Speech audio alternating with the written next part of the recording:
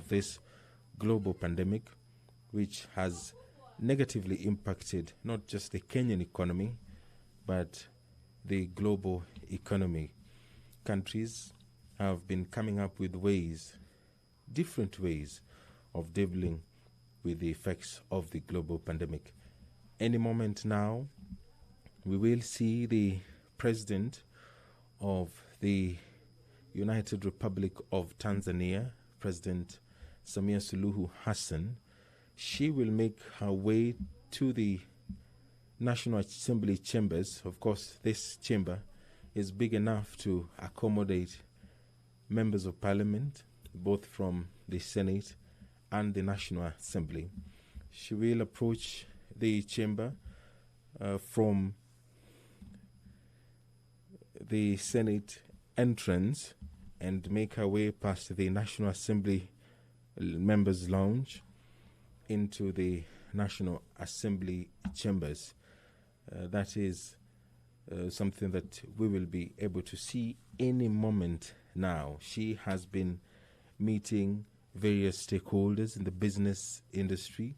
She, alongside President Uhuru Kenyatta, earlier today, did meet business communities drawn from Kenya and Tanzania, where proposals were made, and there were pledges to adopt those proposals. Of course, Kenya and Tanzania are big partners, trade partners, and this visit by the President of Tanzania is significant and is aimed at improving trade and other areas of cooperation between the two countries.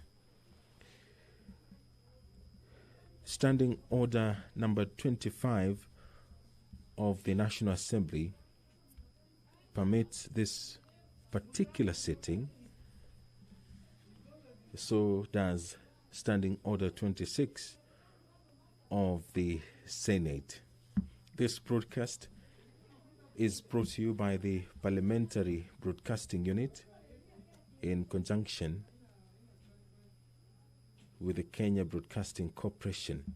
In the history of the Kenyan Parliament, Honorable President Samia Suluhu becomes the second president to address Parliament after her counterpart, President Jakaya Kikwete, addressed the 11th Parliament on October 6, 2015. President Suluhu's much anticipated speech is in accordance with Standing Order 25 of the National Assembly and 26 of the Senate Standing Orders. And the President of Tanzania is already within the precincts of Parliament, and she will be making her way into the National Assembly chambers to address this joint sitting of Parliament. There we see some members of Parliament making their way into the National Assembly chambers. Some have already made their way into the chambers. They will be taking their seats as soon as the President of Tanzania walks into the chambers of the National Assembly, which is playing host to this joint sitting of Parliament. A historic address by the President of the Republic of Tanzania. Of course, such an address was accommodated after the promulgation of the 2010 Constitution that allows visiting dignitaries to address a joint sitting of the Parliament of Kenya. These dignitaries, they include probably the heads of state, visiting heads of state, or other such visiting dignitaries. They are permitted by the standing orders to address a joint sitting of Parliament. President Goodluck Jonathan, former president of Nigeria, did address a joint sitting of members of the National Assembly and members of Parliament. And after that, the standing orders of Parliament were amended to allow a head of state or a visiting dignitary to address a joint sitting of Parliament.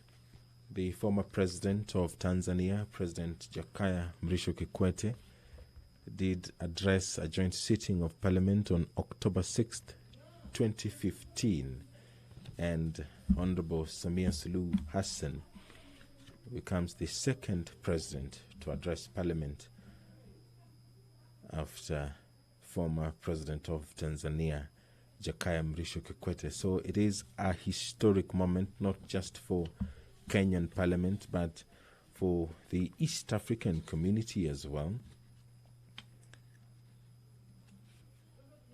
This address is also significant considering that some former members of Parliament, Kenyan members of Parliament, were elected to the East African Legislative Assembly, and there, alongside their counterparts drawn from Uganda, Rwanda, Burundi, Tanzania,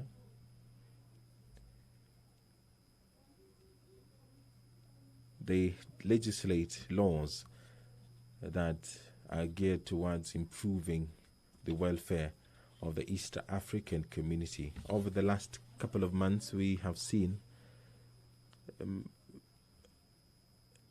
leaders drawn from the East African community championing the growth of this bloc, advancing ideas that will enable facilitation of trade between these countries. The free flow of goods and people between these countries has also been a priority.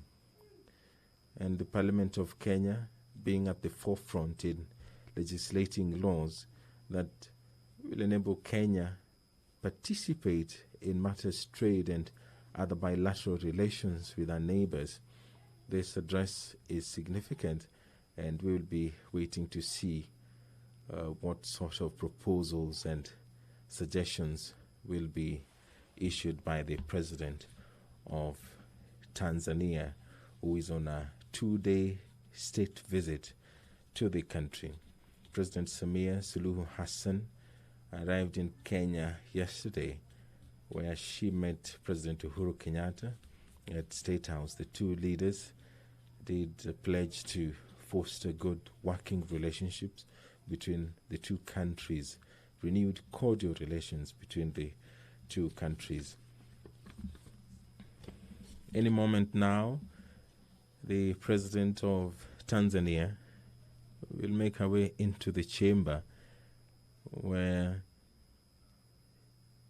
she will give that historic address, a much anticipated speech in accordance with the standing orders number 25 of the National Assembly and number 26 of the Senate. The standing orders guide business of both houses, and the number 25 of the National Assembly and number 26 of the Senate state that the Speaker may, in consultation with the leader of the majority party and the leader of the minority party, allow a visiting head of state or other such visiting dignitary to address the Assembly, and may, in consultation with the Speaker of the Senate, arrange for a joint sitting of Parliament for purposes of an address by such visiting head of state or such other visiting dignitary. There on your screen, there is the leader of the majority party, Honorable Amos Kimunya, making his way into the chamber. I beg your pardon, signaling the imminent arrival of the President of Tanzania.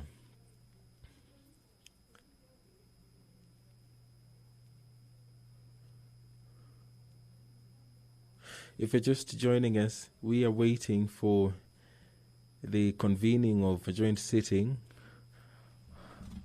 of Parliament where the President of Tanzania, Honorable Samia Suluhu Hassan, will be addressing the joint sitting. The members of the National Assembly and senators are converging in the National Assembly chamber, and they will be keenly listening to the address, the message of the Tanzanian people, courtesy of the President of Tanzania, Honorable Samia Suluhu Hassan, who is about to make history as the second president to address Parliament after former President of Tanzania, Jakaya Mrisho Kikwete, who addressed the 11th Parliament on October 6th, 2015. The visiting Tanzanian president became the head of state following the demise of former President John Pombe Magufuli. Honorable Samia Suluhu Hassan, until 2021, was the vice president of Tanzania, but following the death of former President John Pombe Magufuli, and in accordance with the Constitution of the Republic of Tanzania, she was sworn into office as the new president of the United Republic of Tanzania. Since then, she has stated severally that she intends to foster good working relationship with neighbors of Tanzania, among them Kenya. And this provides her another opportunity to stress that point, that Tanzania and Kenya will continue to foster good relationship and ensure that both countries enjoy the fruits of the East African community, a bloc that has been in existence for quite a while, but the real fruits of this particular bloc are yet to be achieved, but through cooperation and intense consultations, both countries, Kenya and Tanzania, are hopeful that those fruits will be seen sooner rather than later. So through this address, perhaps the two countries will cement that commitment, and we do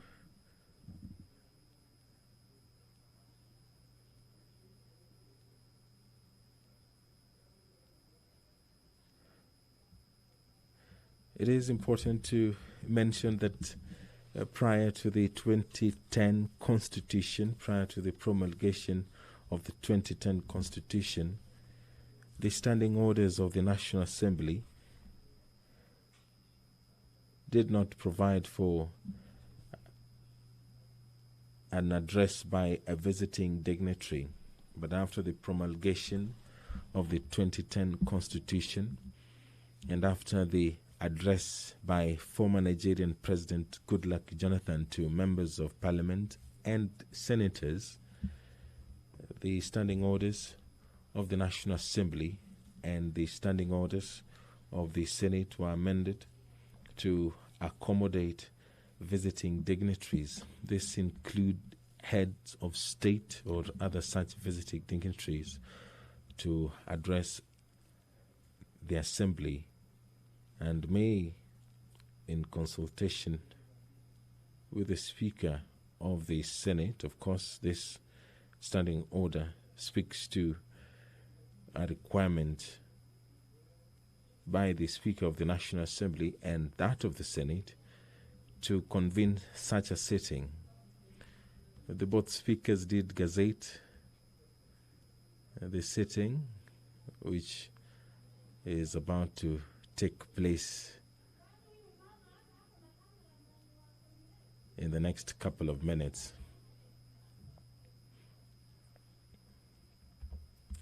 On your screen is the corridor, and there's some activity. Sergeant at Arms, followed by the two maces of the National Assembly and the Senate, followed by the clerks of the National Assembly and the speakers of the National Assembly and the Senate, the President of the Republic of Tanzania, Honorable Samia Suluhu Hassan, flanked by Honorable Justin Muturi and Honorable Kenneth Makele Lusaka, is making her way into the chamber of the National Assembly to give a historic address. She becomes the second president to address Parliament after former President of Tanzania, Jakaya Mrisho Kikwete. Now, I will hand you over for this historic joint sitting of the Parliament of Kenya. My name is Edward Kabasa. Enjoy your viewing.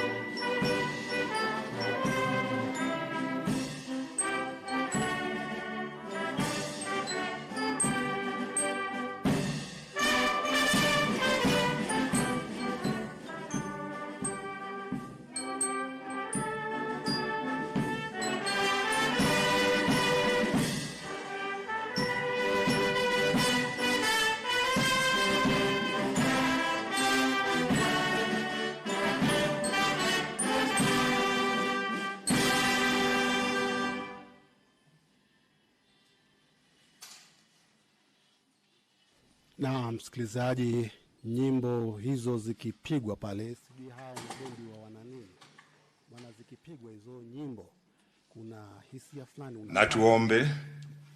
Ewe Mwenyezi Mungu, twakusihi ututazame kwa neema nyingi na baraka sisi watumishi wako ambao umeridhika kutuita kwa nyadhifa za uongozi katika jamhuri hii yetu. Twakuomba utujalie tuyatende na kufikiria mambo yote yatakayofikishwa mbele yetu kwa njia ya haki na uaminifu, ili kustawisha amani, ufanisi na heri ya nchi hii yetu na wale ambao haja zao umesikabidhi mikononi mwetu. Amen.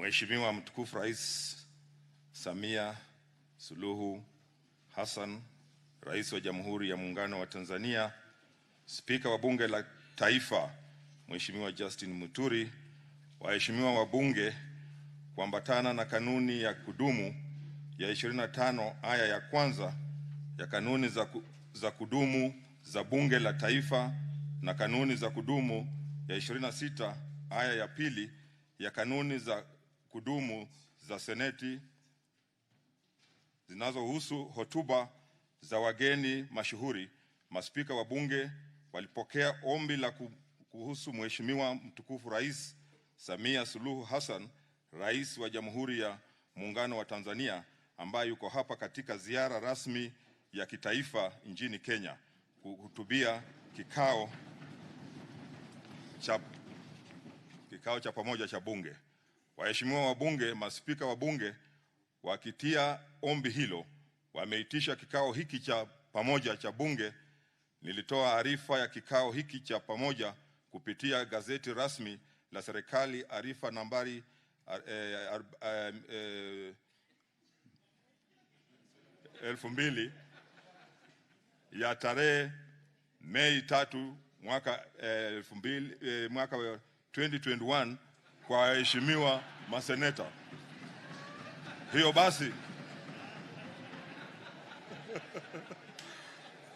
Hiyo basi waheshimiwa wabunge, kikao hiki maalum kimeitishwa kwa njia inayofaa. Asanteni sana.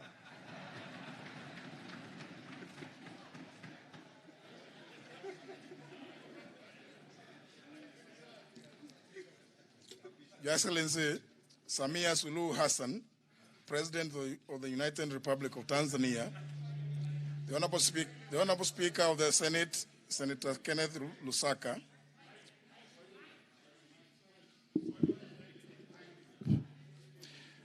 Honorable Members of Parliament, distinguished guests, ladies and gentlemen, pursuant to the provisions of Standing Order Number 25, Subsection 1 of the National Assembly Standing Orders, relating to address by visiting dignitaries, I received a request to accord an opportunity to Her Excellency Samia Suluhu Hassan, President of the United Republic of Tanzania, who is on a state visit to Kenya on invitation by His Excellency Honorable Uhuru Kenyatta, President of the Republic of Kenya and Commander-in-Chief of the Kenya Defense Forces, to address our Parliament.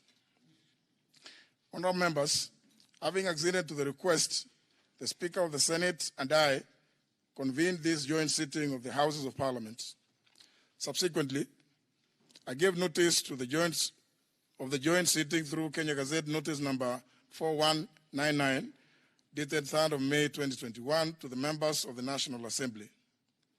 In this respect, honorable members, I also declare this joint sitting of the Houses of Parliament properly convened. Honorable members, may I recognize the delegation of cabinet ministers and senior officials from the United Republic of Tanzania who are accompanying Her Excellency, the President of the United Republic of Tanzania, and who are also present in Parliament this afternoon. May I also recognize cabinet secretaries and other senior officials from our government who are accompanying Her Excellency to Parliament today. These distinguished guests are seated in the Speaker's row, others in the diplomatic boxes and the Speaker's gallery. Please join me, honourable members, in welcoming them to Parliament in our usual way. Honourable members, distinguished guests, as you are aware, since independence up to until this afternoon, only one other visiting head of state has had the honour of addressing a joint sitting of the Houses of Parliament of the Republic of Kenya. This was His Excellency Dr. Jakaya Mrisho Kikwete, the then President of the United Republic of Tanzania, who addressed Parliament on Tuesday, 6th of October 2015. Today's address by Her Excellency Samia Suluhu Hassan, President of the United Republic of Tanzania, will be the second address by a visiting head of state. Honourable members, this is a clear attestation of the deep and special relations that our two countries enjoy and the high esteem with which our Parliament holds the leadership and the people of the United Republic of Tanzania. Honourable members, it is now my honor and privilege to invite Her Excellency Samia Suluhu Hassan, President of the United Republic of Tanzania, to address this joint sitting of Parliament of Kenya. Welcome, Your Excellency.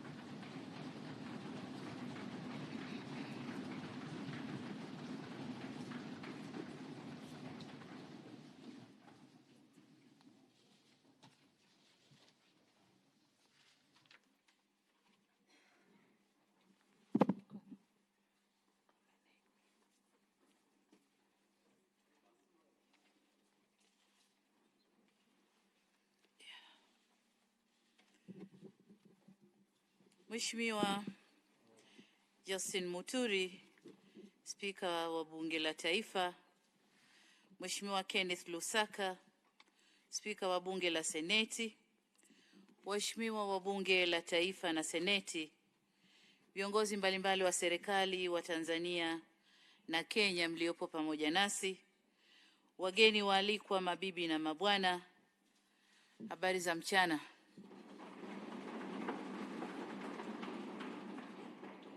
Waheshimiwa maspika, nianze kwa kumshukuru Mwenyezi Mungu mwingi wa rehema kwa kutujalia afya na uhai na kutupa kibali kilichotuwezesha kukutana hapa siku ya leo. Nina furaha kubwa leo hii kupata nafasi ya kuhutubia kikao cha pamoja cha Bunge la Taifa na Bunge la Seneti la Jamhuri ya Kenya. Kabla sijaendelea, niruhusu nitangulize shukrani zangu kwako Mheshimiwa Kenneth Lusaka, Spika wa Bunge la Seneti, na Mheshimiwa Justin Muturi, Spika wa Bunge la Taifa, kwa kuitisha kikao hiki cha pamoja cha Bunge na kunialika mimi kuhutubia. Kupitia kwenu, niwashukuru waheshimiwa wabunge na waheshimiwa maseneta kwa kuridhia kwa kauli moja kufanyika kwa kikao hiki. Asanteni sana. Asanteni sana. Najiona mwenye bahati kubwa kupewa heshima hii adhimu na ya kipekee. Kama alivyosema Mheshimiwa Spika kwamba aliyewahi kuhutubia hapa ni Mheshimiwa Jakaya Mrisho Kikwete kutoka Tanzania na mimi ni wa pili. Ni bahati kubwa sana. Natambua fika kuwa huu si utaratibu wa kawaida wa Kenya.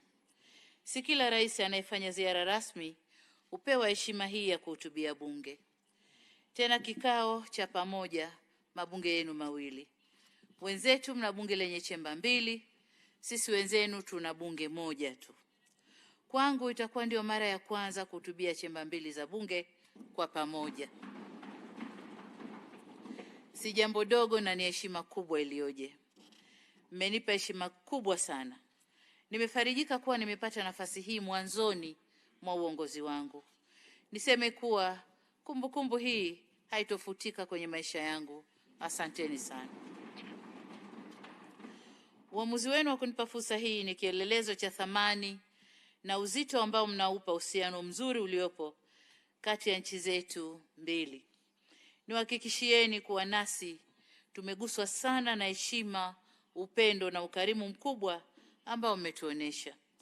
Wema huacha deni na deni lake ni kulipwa kwa wema, na sisi Tanzania tutalipa wema huu. Waheshimiwa maspika, waheshimiwa maseneta na wabunge, sitatenda haki nisipomshukuru kipekee kaka yangu, ndugu yangu, Rais wa Jamhuri ya Kenya, Mheshimiwa Rais Uhuru Kenyatta. Rais Kenyatta ni miongoni mwa viongozi wa mwanzo kabisa aliyenipigia simu kunifariji mara tu baada ya kusikia taarifa ya kifo cha aliyekuwa rais wetu mpendwa hayati Mheshimiwa Dr. Magufuli. Kama haikutosha, hakusita kukatisha ratiba yake na kuweza kufika yeye binafsi kushiriki nasi katika msiba wa kitaifa kule Dodoma. Siku ile alitufariji sana kwa maneno yake na salamu zake za buriani kutoka kwa wananchi wa Kenya. Hatutasahau pia kwa kitendo chake cha kutukumbusha umuhimu wa kuheshimu dini na imani za wengine.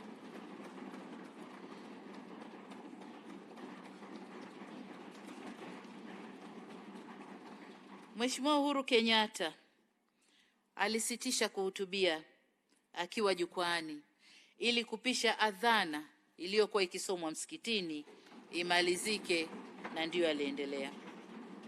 Alituachia gumzo kubwa na funzo kubwa sana kwetu. Alitumia jukwaa lile kunipongeza kwa kushika dhamana hii ya rais ya awamu ya 6 wa Tanzania, na aliahidi kunialika nchini Kenya mara baada ya kipindi cha maombolezo kumalizika. Rais Kenyatta ni mtu wa kutimiza ahadi. Mara tu baada ya kumalizika kipindi cha maombolezo, alinitumia ujumbe maalum kuniona, ambao pia uliambatana na mwaliko wa kutembelea nchini Kenya. Nami nimekuja Kenya kuitikia wito wake. Mimi na ujumbe wangu tumepata mapokezi mazuri sana toka tumewasili jijini Nairobi. Tumejisikia tuko nyumbani haswa.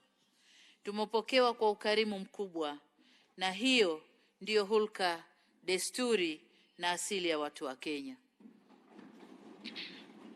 Nimebaini kuwa sehemu kubwa ya ujumbe nilioambatana nao wanajua vichochoro vya Nairobi.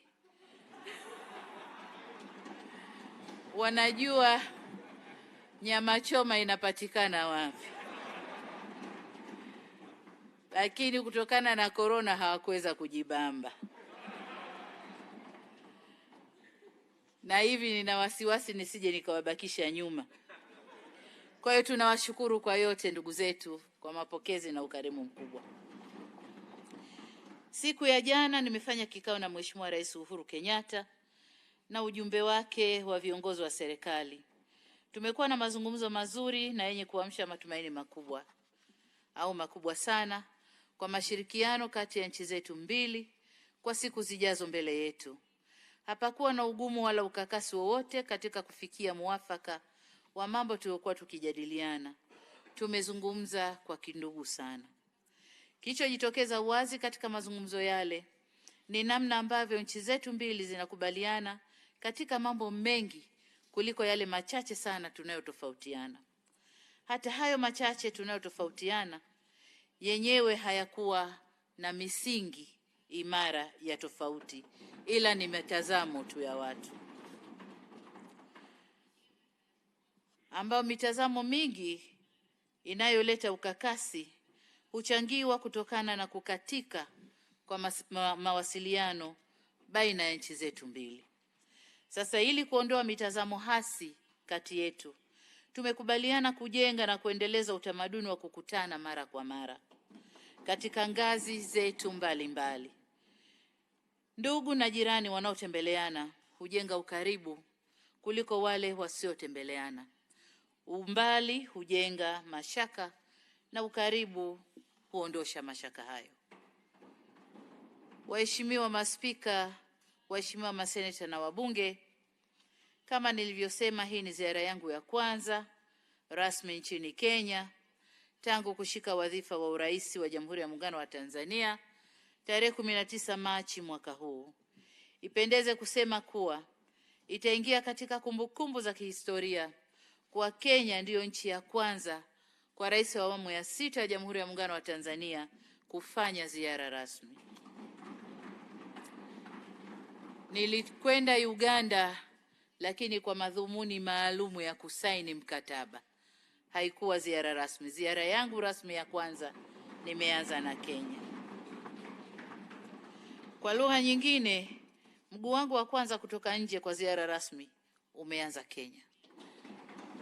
Na nataka niwaambie, jana nilikaribishwa iftari na Mheshimiwa Rais.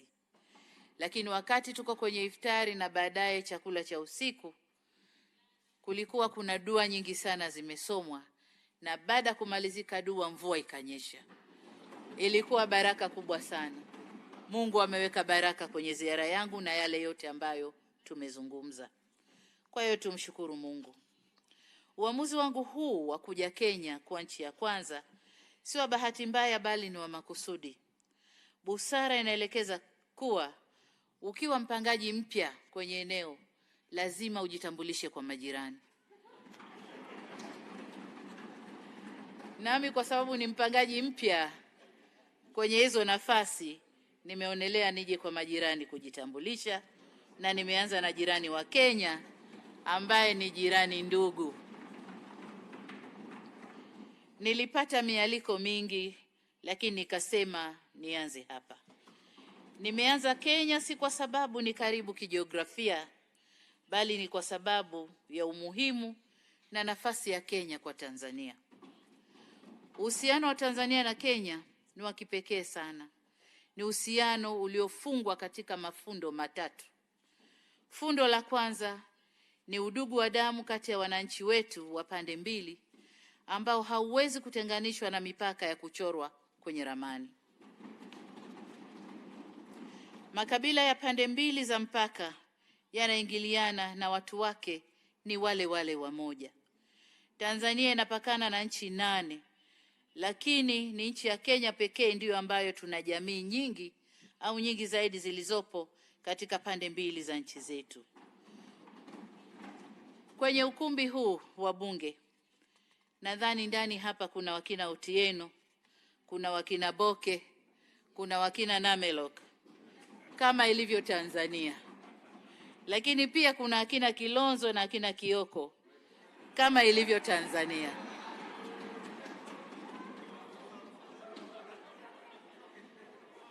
Lakini zaidi kuna Muhammad Faki Mwini Haji. Huyu ni seneta wa Mombasa, lakini hili ni jina safi la Kizanzibari. Kwa hiyo hatuwezi kutengana. Hii ni mifano michache tu. Fundo la pili ni historia. Kabla hata ya kuanzishwa kwa Jumuiya ya Afrika Mashariki mwaka 1967, nchi zetu mbili hizi tayari zilishakuwa chini ya East African Common Service Organization au EACSO, zikiwa chini ya utawala wa kikoloni wa Waingereza. Huduma zetu muhimu, miundombinu yetu na chumi zetu zilifumwa pamoja kabla hata nchi zetu hazijapata uhuru. Fundo la tatu ni jiografia. Mwenyezi Mungu amejalia nchi zetu mbili hizi kuwa majirani. Tuna mipaka ya baharini na mipaka ya ardhini, na hata ekolojia yetu ni moja. Ndio kusema kuwa hata wanyama pori wetu ni ndugu na ni majirani. Kuna wale wanyama pori wanani wale? Wanakuja kupata mimba Kenya, wanazalia Tanzania.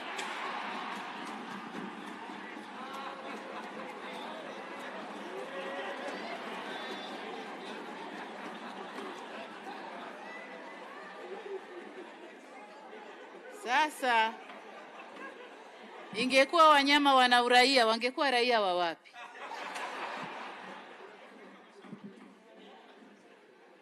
Wakitoka Serengeti wanaingia Masai Mara, kwa hiyo ni pale pale. Lakini siku hizi hata tausi wetu walioko Ikulu Tanzania wana ndugu zao Ikulu ya Nairobi. Kwa hiyo ni kusema kwamba kama tausi na wanyama wana undugu, sisi wanadamu tunatengana wapi? Hatuna pa kutengana. Sasa kutokana na ukweli huu, ushirikiano wetu si wa hiari bali ni wa lazima, kutokana na kanuni ya uasili wa undugu ambao Mwenyezi Mungu ameuumba. Ushirika na ujirani, yote yanatufanya tuwe pamoja. Hili hatuna uwezo nalo la kubadilisha, hili la maumbile hili. Lililobaki, ama tupendane au tuchukiane, tuzungumze au tununiane, hatuwezi kukwepa kutokana na mafundo haya matatu tulioyaweka pamoja au tuliowekwa nayo pamoja. Tunategemeana kwa kila hali, iwe heri au iwe shari, iwe neema au iwe dhiki, tunategemeana. Panapotokea ukame Tanzania, njaa inabisha hodi Kenya. Panapotokea uzalishaji wa viwanda ukisimama Kenya, bidhaa zinakosekana Tanzania. Kwa hiyo tunategemeana. Hivyo hapana budi ila tupatane na tuelewane ili tuishi kwa pamoja kwa neema na furaha. Waheshimiwa maspika, waheshimiwa maseneta na wabunge, binafsi huwa nashangazwa sana na wale ambao wanadhani kuwa eti Kenya na Tanzania ni washindani, na hivyo uhusiano wetu unapaswa kuwa wa kuhasimiana na kukamiana. Na washangaa wanaodhani kuwa Kenya peke yake ama Tanzania peke yake inaweza kuendelea bila mwenzake. Mbaya zaidi ni kule kuamini kwao kwamba hilo linawezekana tu mmoja wetu kumwangusha mwenzake. Hawa ni watu wenye mioyo ya choyo, maono mafupi na akili mbovu. Ni bahati mbaya kuwa watu hawa wapo katika pande zote mbili, Kenya na Tanzania. Hutokea pia wachache wao sana wakawa ni watumishi wa serikali zetu na hata wanasiasa wa pande mbili za nchi zetu. Bahati nzuri tu ni kuwa si wengi, na ndio maana uhusiano wa nchi zetu mbili unatimiza miaka 56 sasa. Ukiacha ule uwasili, lakini ule wa kiserikali ni miaka 56 sasa. Kwangu mimi na katika awamu yangu ya uongozi, nitahakikisha kuwa Kenya inabaki kuwa ndugu, jirani, mshirika wa mkakati na mbia. Kenya ni nchi ya 5 kwa nchi zinazoongoza kwa uwekezaji nchini Tanzania, na ndio nchi ya kwanza ndani ya Afrika inayoongoza kwa uwekezaji nchini Tanzania. Nyuma ya mataifa makubwa kama Uingereza, Marekani, China na India inakuja Kenya. Takwimu za kituo chetu cha uwekezaji zinaonyesha kuwa hadi kufikia Machi 2021 kuna miradi mingi tu ya Kenya inatekelezwa Tanzania, kama 513 kutoka Kenya ambayo inatekelezwa Tanzania na kutoa ajira kwa Watanzania 51,087 na kuchangia mapato ya kiasi cha dola za Kimarekani bilioni 1.7. Sekta zinazoongoza kwa uwekezaji kutoka Kenya ni uzalishaji viwandani, usafirishaji, kilimo, huduma, benki, ujenzi, rasilimali watu, madini, utalii na mali asili. Kutokana na uhusiano wetu mzuri, kampuni za Tanzania zimewekeza nchini Kenya, lakini tumekuja kwa uchache sana. Tuko kama kampuni 25 mpaka 30 zilizosajiliwa na mamlaka ya uwekezaji ya Kenya. Miradi hiyo ina thamani ya shilingi bilioni 19.33 za Kenya na kutoa ajira kwa raia kama 2642. So Tanzania tuna deni kubwa kuja Kenya, lakini pamoja na gap hiyo tulio nayo, au mapungufu hayo tulionayo, bado tunawaalika Wakenya wengi zaidi waje Tanzania kuwekeza. Na tunawaalika kwa sababu Tanzania ina mambo mengi, ina rasilimali za kutosha, madini ya kutosha, ardhi kubwa na mambo mengi mengine. Tunakosa mtaji. Kenya mna mtaji wa kutosha. Karibuni Tanzania. Dhamira yangu ya kuja nchini Kenya ni kuzungumza nanyi na kuona ni kwa namna gani Watanzania nao wataweza kufanya vizuri zaidi nchini Kenya. Mbali na uwekezaji, ushirikiano wetu kwenye sekta ya biashara nao ni mkubwa na umeendelea kushamiri siku hadi siku. Usafirishaji wa bidhaa za Tanzania kwenda Kenya umeongezeka kutoka shilingi za Kitanzania bilioni 390.6 mwaka 2017 hadi shilingi za Kitanzania bilioni 526.3 mwaka 2020. Kwa upande wa Kenya, nayo iliongeza kiwango cha kuuza bidhaa zake nchini Tanzania kutoka shilingi za Kitanzania bilioni 420 mwaka 2017 hadi shilingi za Kitanzania bilioni 571 mwaka 2020. Takwimu hizi zinatusuta sisi viongozi na wanasiasa. Zinatuonesha kuwa wananchi wa nchi zetu mbili daima wako hatua mbele yetu. Wanafanya biashara zao kwa ubunifu mkubwa, lakini sisi tunang'ang'ana na sheria na vikwazo na mambo kama hayo, na tunawavuta nyuma kidogo. Ni wakati sasa wa sisi viongozi kubadilika. Tuwe daraja la kuunganisha watu wetu na sio tuwe kikwazo au vikwazo kwao. Mimi na ndugu yangu Rais Uhuru Kenyatta tumekubaliana kuweka utaratibu madhubuti wa kuzuia na kukabiliana na zile pirika pale zinazotokea katika mipaka yetu wakati wa kuvusha biashara kwenda na kurudi katika nchi zetu mbili. Waheshimiwa Spika, waheshimiwa maseneta na wabunge, mashirikiano ya uwekezaji na biashara ni sehemu tu ya mashirikiano mazuri kati ya nchi zetu. Utalii ni eneo jingine ambalo tunapaswa kushirikiana sana. Kama nilivyogusia, ekolojia zetu zinaingiliana. Vivyo hivyo ukaribu wa vivutio vyetu vya utalii na vyenyewe vinaingiliana. Tunayo nafasi ya kunemeka pamoja ikiwa tutashirikiana katika sekta hii kuliko kushindana. Badala ya kunyang'anyana idadi ya watalii, busara inatutaka tuelekeze nguvu zetu kuhamasisha mtalii aongeze idadi ya siku ambazo atazitumia nchini Kenya na nchini Tanzania. Kwa kufanya hivyo, sote tutafaidika. Kama alivyowahi kusema hayati baba wa taifa Mwalimu Julius Kambarage Nyerere, alisema na nanukuu, tukipoteza muda mwingi kugawana kibaba ni kipimo cha kupimia kama mchele, ngano, sembe. Anasema tukipoteza muda mwingi kugawana hicho, tutapoteza muda mzuri sana wa kuvuna kipimo kikubwa zaidi. Mashirikiano yetu yanashamirishwa pia na jitihada kubwa tunazochukua katika vita dhidi ya uhalifu, ujangili, ugaidi, madawa ya kulevya na uharamia, Bahari ya Hindi na katika Ziwa Victoria.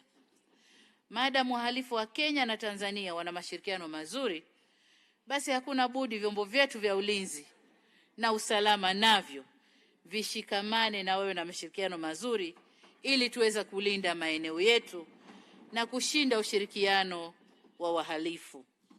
Mashirikiano haya mazuri baina ya vyombo vyetu yamechangia na yatachangia sana kuwepo kwa utulivu na kutoa fursa kwa shughuli za kibiashara na uwekezaji kushamiri. Kenya ikiwa salama na sisi Tanzania tuko salama. Halikadhalika Tanzania ikiwa salama, Kenya nayo inakuwa salama. Waheshimiwa maspika, waheshimiwa maseneta na wabunge, ujenzi wa miundombinu ya pamoja ni sehemu ya jitihada zetu za kuimarisha mashirikiano yetu ya kiuchumi na kimkakati. Miradi hii inajumuisha kwa uchache miradi ifuatayo: Kwanza ni ujenzi wa barabara ya lami kutoka Lamu Mombasa kupitia Tanga Bagamoyo hadi Dar es Salaam yenye urefu wa kilomita 454 chini ya programu ya Jumuiya ya Afrika Mashariki ya kuendeleza miundombinu ya barabara kwa nchi za Jumuiya ya Afrika Mashariki. Katika ushoroba wa pwani, yani Coastal Corridor, kwa upande wetu tuko mbioni kukamilisha ujenzi wa kipande cha Pangani Bagamoyo na barabara za lami zenye urefu wa kilomita 124.5 na tayari tumekushapata fedha kutoka Benki ya Maendeleo ya Afrika. Jana nilikuwa na mazungumzo na kakaangu Uhuru, naye anamalizia mazungumzo ya kupata fedha ili kazi hii ianze kwa upande wa Kenya na tukutane pale kwenye mpaka. Mradi wa pili ni barabara ya Arusha Holili Taveta Voi yenye urefu wa kilomita 260. Mradi huu ni sehemu ya mradi wa maendeleo ya barabara ya Arusha na Manga Athi River iliyofunguliwa rasmi mwaka 2012. Mradi huu unatekelezwa kwa awamu mbili. Awamu ya kwanza imeshakamilika. Sasa tunajipanga kuendelea na awamu ya pili ya mradi huu. Mradi wa tatu, tunavyo vituo vya huduma za pamoja mpakani vya Namanga OSBP na Holili Taveta OSBP. Vituo hivi vimerahisisha shughuli za biashara mipakani na uvukaji wa watu. Nafurahi kuona vituo hivi vimekuwa chachu ya shughuli za kiuchumi katika maeneo ya mipaka yetu. Tunaendelea na mchakato wa kukamilisha mifumo ya vituo vya Horohoro, Lungalunga na Sirari Isebania ili navyo viweze kutoa huduma kwa wepesi na kwa ufanisi. Mradi wa 4 ni wa kusafirisha umeme mkubwa wa kilovoti 400.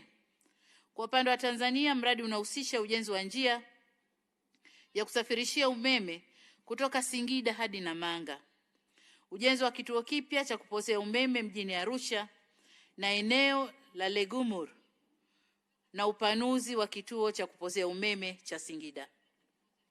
Kwa upande wa Kenya, mradi huu unahusisha ujenzi wa njia ya umeme msongo wa kilovoti 400 inayojengwa kutoka kituo cha kupozea umeme cha Isinya hadi Namanga yenye urefu wa kilomita 94.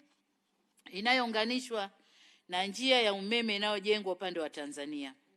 Benki ya Maendeleo ya Afrika pamoja na shirika la maendeleo la Japani zimekubali kuharamia miradi hiyo. Mradi mwingine, Mwenyezi Mungu akijalia inshallah, serikali zetu mbili zitaanza kutekeleza mradi wa bomba la gesi kuitoa gesi Dar es Salaam hadi Mombasa. Mazungumzo ya kutafuta fedha kwa ajili ya mradi huo yanaendelea na tunatarajia yatakamilika mapema inavyowezekana. Ndugu zangu maseneta na wabunge, mtakubaliana nami kuwa kwa ukubwa wa miradi hii, gharama zake na muundo wake unalazimisha nchi zetu mbili kushirikiana kujenga miradi hiyo. Ni ishara tosha kuwa uhusiano wetu si wa kuishia kesho, wala kesho kutwa, wala mtondogoo. Serikali zetu zinafanya uwekezaji huo kwa kuamini kuwa uhusiano wetu upo vizuri na utaendelea kuwepo daima. Hivi ndivyo majirani na ndugu walioshibana wanavyoishi. Yeyote anayefikiria ama kudhamiria kuleta uhasama baina yetu, ujumbe kwao ni kuwa Tanzania na Kenya tulikuwepo, tupo na tutaendelea kuwepo. Iwe kiangazi, iwe masika, Tanzania na Kenya tupo. Waheshimiwa maspika, waheshimiwa maseneta na wabunge, sote tunafahamu kwamba dunia inakabiliwa na janga kubwa la ugonjwa wa corona ambalo limeathiri kasi ya ukuaji wa uchumi wa nchi zetu na limepelekea kwa sehemu kubwa kutulazimisha kubadili mfumo wetu wa maisha. Nilikuwa naongea asubuhi na wafanyabiashara, nikawaambia hivi tunavyoishi sasa hivi wote tumeziba midomo na pua. Huko nyuma kabla kuja corona na kule vijijini kwetu Mtindo huu tulikuwa tunawafanyia mbuzi tunavyowapeleka kwenda kula. Ili wasile mazao ya watu njiani tunawafunga. Leo corona imebadilisha mfumo wa maisha, wanadamu ndio tunajifunga. Huyu ni adui kwetu. Tunatambua kwamba kila nchi ikiwemo Tanzania imejiwekea utaratibu wa kupambana na janga hili kulingana na mazingira yake mahsusi na hali ya kusambaa kwa ugonjwa huo katika nchi hizo.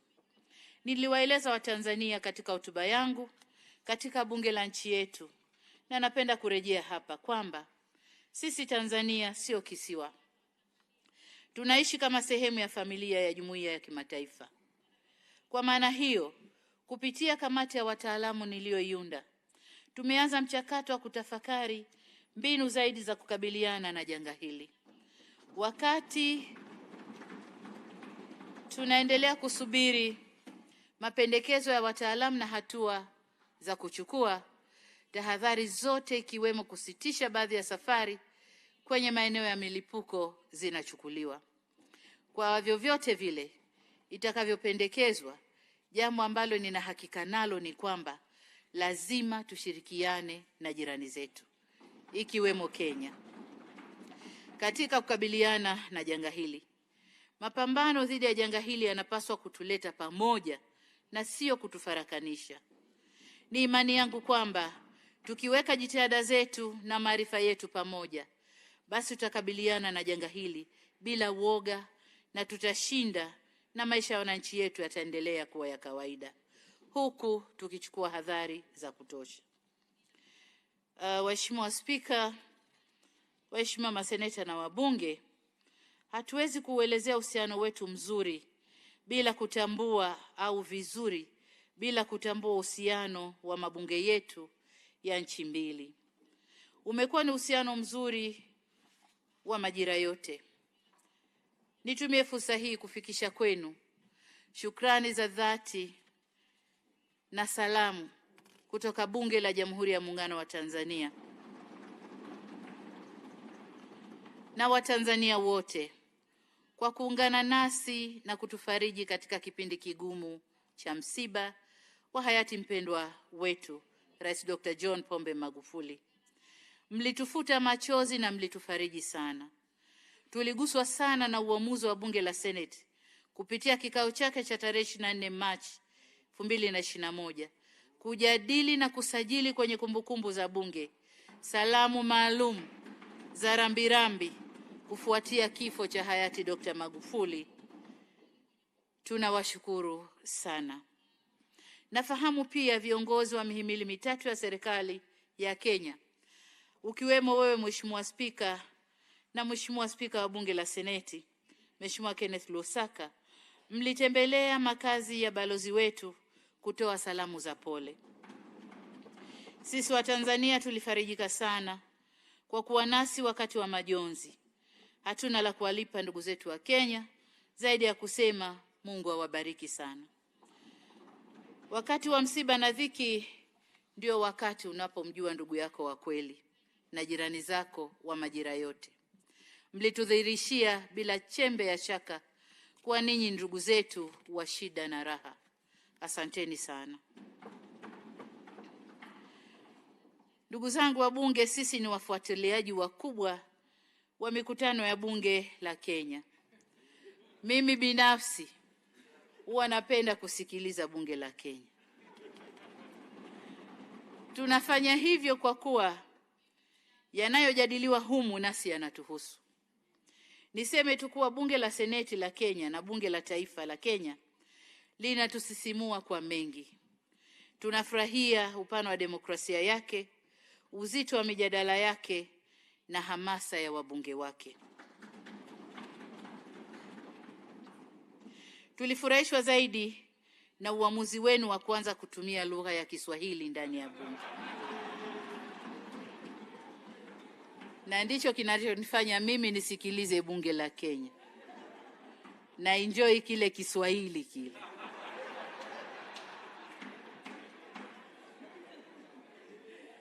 Kiswahili chenu kina vionjo vingi, kuna vionjo vyake ambavyo peke yake ni burudani tosha kusikiliza. Nilikuwa namsikiliza Mheshimiwa Spika anavyoshindwa kutaja namba za miaka kwa Kiswahili. Lakini inafurahisha kwamba mlishatunga kanuni za bunge kwa Kiswahili na mkamwalika Mheshimiwa Job Ndugai kuja kuzindua kanuni zile tarehe 31 Oktoba 2019. Hii inatia moyo kwamba tuko pamoja na kweli mnataka kutumia Kiswahili, lakini hatua kwa hatua.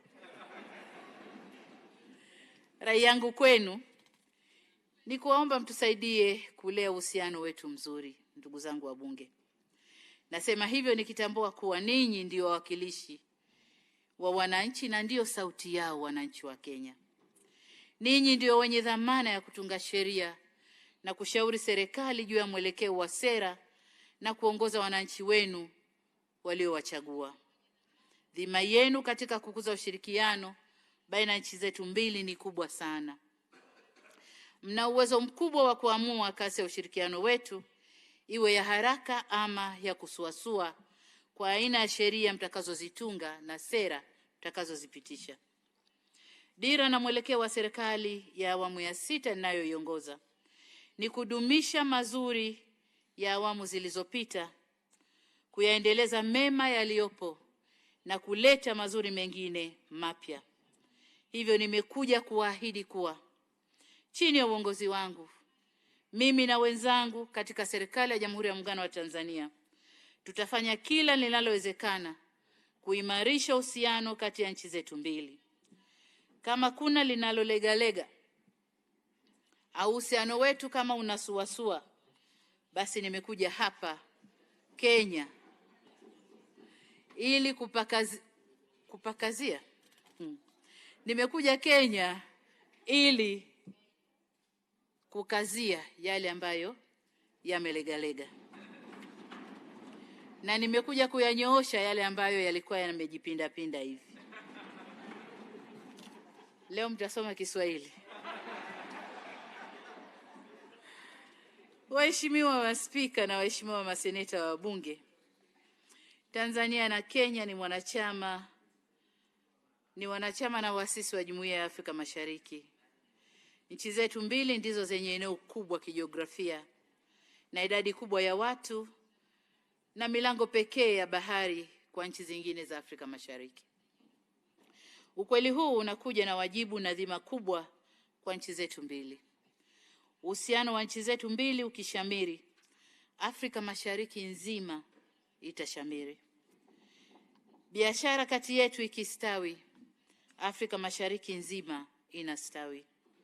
Hivyo basi, hatuna budi nchi zetu mbili kutambua wajibu wetu na dhima yetu hiyo kwa upande huu Mungu alikotuumbia Afrika Mashariki.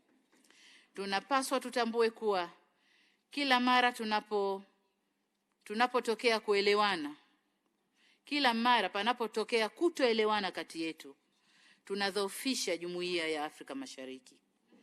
Bila kukusudia, tunajikuta pia tunaathiri kasi ya utangamano wa Afrika Mashariki. Hivyo hatuna budi kuendelea kuelewana.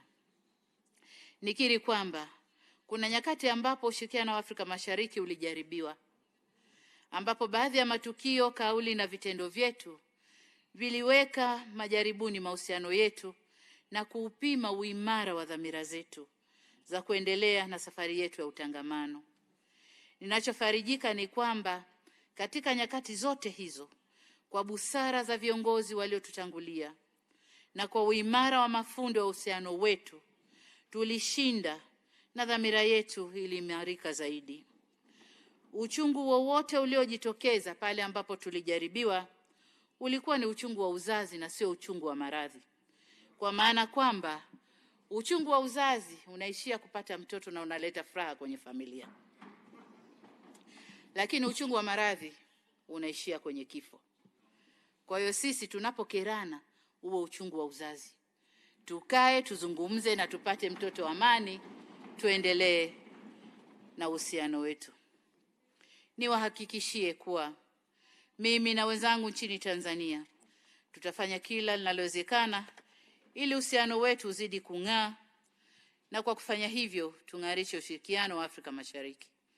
Tanzania itaendelea kuwa jirani mbia na rafiki mwaminifu wa Kenya na mwanachama mwadilifu na wa kutumainiwa ndani ya Jumuiya ya Afrika Mashariki. Jitihada zangu na wenzangu katika serikali ninayoiongoza zitaelekezwa katika kuimarisha ushirikiano wetu ndani ya jumuiya yetu. Tutaelekeza jitihada zetu katika kutafuta majawabu palipo na changamoto, kufufua fursa palipo na vikwazo, na kuleta matumaini palipo na mashaka. Tutafanya hivyo kwa kuamini kwa dhati kabisa kuwa wana Afrika Mashariki hatima yetu imefungamana, nasi hatuna budi tufungamane. Ombi langu kwenu waheshimiwa wabunge, kama nilivyosema awali, mtusaidie kutimiza azma hiyo. Sisi tulioko serikalini, mtusukume tutekeleze wajibu wetu huu adhimu, na pale tunapozubaa msisite kutukosoa. Nanyi pia tunawaomba mtimize wajibu wenu. Mtusaidie kutunga sheria na kushawishi serikali zetu kuhusu sera zinazochochea na kuwezesha mtangamano. Tusiruhusu na tukemee misimamo, mitazamo na kauli za baadhi ya wanasiasa ndani ya mabunge yetu ya kuleta mgawanyiko na kudhoofisha jumuiya yetu. Daima tuwatangulie wafanya biashara na wananchi wetu katika utangamano na kuwaongoza, badala ya wao wananchi wetu kutuongoza sisi. Yanayotokea sasa hivi, wafanya biashara wako mbele kuliko sisi. Kwa sisi sasa inabidi tutunge sera na sheria kuendana na mwenendo wa wafanya biashara. Lakini inavyotakiwa tutunge sera na sheria, wafanya biashara wafuate sera na sheria zetu.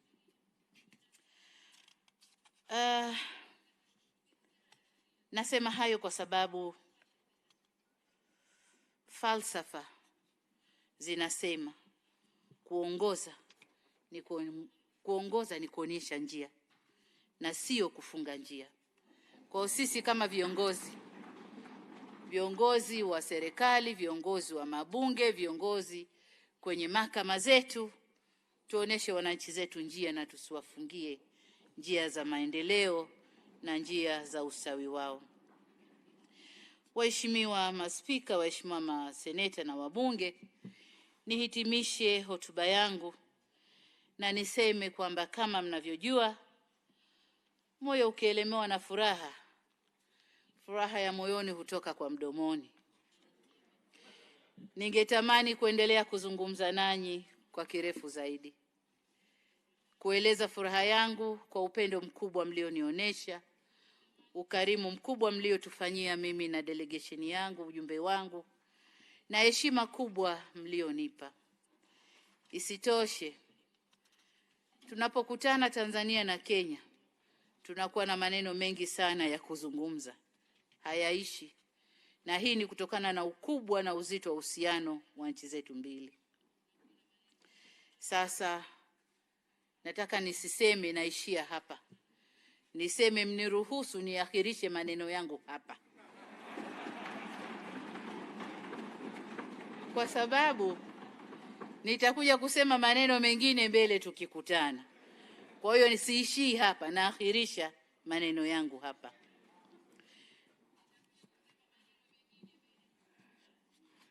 Tunapokutana Watanzania na Wakenya, kuna mambo mengi. Utani unakuwa umo, vijembe viko umo. Ndiyo mambo yanayochangamsha uhusiano wetu. Sina shaka kuwa tutapata fursa ya kuyazungumza mengi zaidi na kwa kina katika majukwaa mengine tutakayokutana.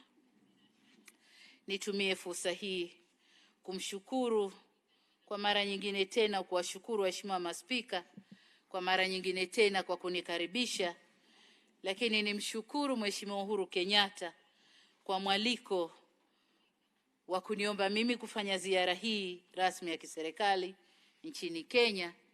Nataka niwathibitishie kwamba ziara hii tumevuna mengi na makubwa sana. Imefungua milango mingi sana. Lililobaki mtusimamie kwenye utekelezaji. Lakini nami nimemwalika Mheshimiwa Uhuru Kenyatta aje Tanzania. Tanzania mwaka huu Disemba tunatimiza miaka 60 ya uhuru. Kwa hiyo nimemwalika Mheshimiwa Uhuru Kenyatta aje kwenye sherehe hizo kama mgeni wetu maalum.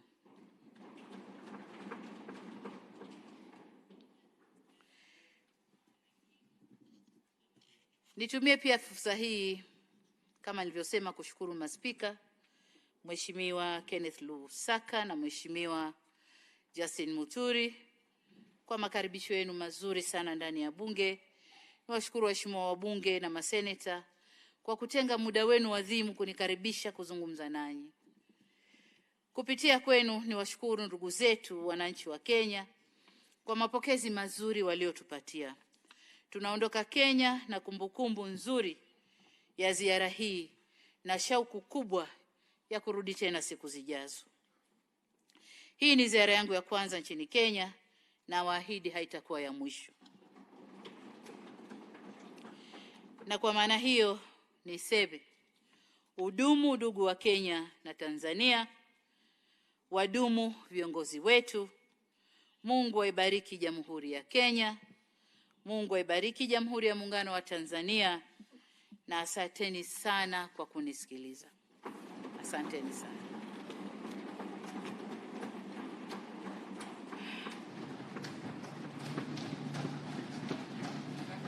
Haya, waheshimiwa wabunge, bunge la kitaifa na seneti,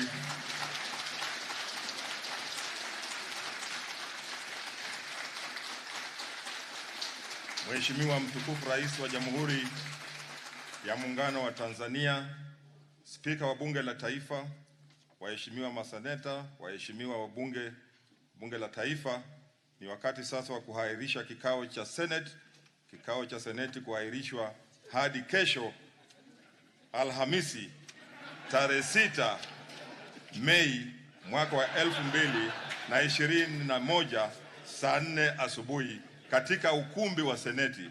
Asanteni sana.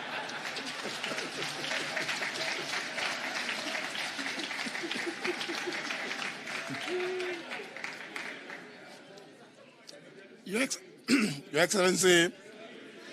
Excellency, Samia Suluhu Hassan, the President of the United Republic of Tanzania, Speaker of the Senate, Senator Kenneth Lusaka, honored members of the National Assembly, it is now my pleasure to announce the adjournment of this House until Thursday, May the 6th at 10 a.m.